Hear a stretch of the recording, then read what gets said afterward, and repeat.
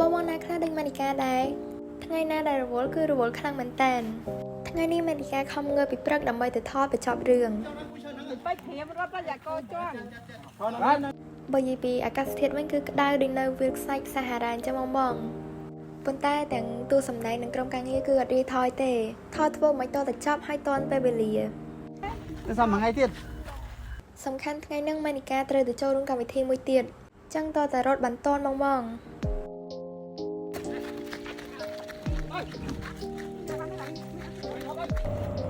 ឥឡូវនេះម៉ានីកាប្រញាប់មែនទែនបងដោយសារតែម៉ានីកាត្រូវចូលរួមកម្មវិធីនេះទៀតដោយសារតែថ្ងៃនេះម៉ានីកាថតត្រូវថ្ងៃនិងធលីដីច្រើនចឹងម៉ានីកាត្រូវចាំបាច់លាងសម្អាតមុខពួកអីបើលាងទេធានាថារលមុខតែម្ដងហើយម៉ានីកាលាងសម្អាតមុខដោយប្រើ Agnes Creamy Wash គឺជាផលិតផលដ៏ល្បីល្បាញពីក្រុមហ៊ុនរបស់ប្រទេសជប៉ុនដែលមានឯកទេសខាងព្យាបាលមុខមុនហើយផលិតផលនេះគឺមិនមានតែហ្វូមលាងមុខទេបងគឺមានទាំងថន័រនិងគ្រីមបន្តក់លើមុនទៀតហើយឈុតដែលម៉ានីកាកំពុងតែប្រើនេះអាចប្រើចាប់ពីអាយុ13ឆ្នាំឡើងទៅ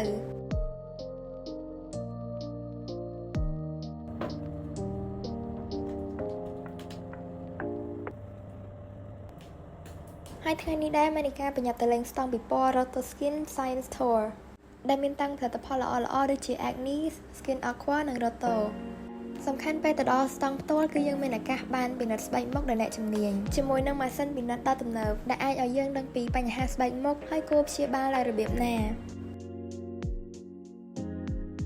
អញ្ចឹងស្តង់យើងតាំងពីផឹកមករហូតដល់ល្ងាចស្មាននេះជាពិសេសនៅទីនោះមានតាំងផលិតផលល្អៗដូចជា Agnes និង Skin Aquaនៅនឹងក៏មានឈុត Agnes ដែលម៉ានីកាប្រើប្រាស់ដែរបងអាចអញ្ជើញទៅទិញផលិតផលទាំងនោះជាមួយនឹងតម្លៃដ៏ពិសេសហើយថែមទាំងអាចចាប់ឆ្នោតយករង្វាន់ទៀតផងដោយម៉ានីកាអញ្ចឹងថ្ងៃនេះគឺចាប់បានបលចង់សក់មួយហើយក៏មានល្បែងកម្សាន្តជាច្រើនដែលបងអាចឈ្នះរង្វាន់ជាផលិតផលពី Agnes Cambodia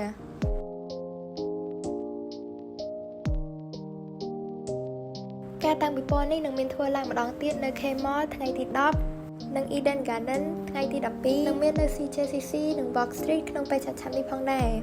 ជួបគ្នានៅ Roto Skin Science Tour អរគុណបងប្អូន